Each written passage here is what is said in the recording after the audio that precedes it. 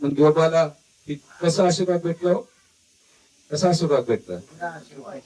का भेटलं?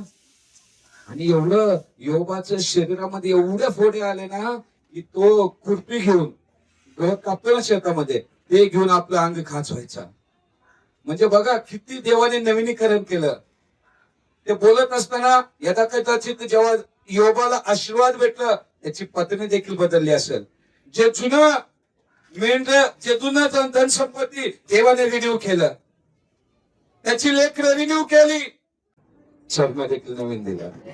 खुरपीने तो खाजवत होता, चमडा देखील निघून गेला. सर्व देवाने रिन्यू केलं. योबाच्या शरीरापासून ते त्याचं धन दौलत, लेकर, त्याची बायको, त्याचं नाव, त्याचं जे संपत्ती दुप्पट केलं, रिन्यू केलं. का रिन्यू झालं?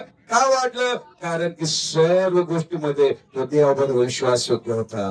परमेश्वर माझा मेंढपाळ आहे, मला काही उणे पडणार नाही. वचन योबाने तंत जगला, म्हणून बाकीचे सर्व आशीर्वाद योबाच्या जीवनात आलेला आहे.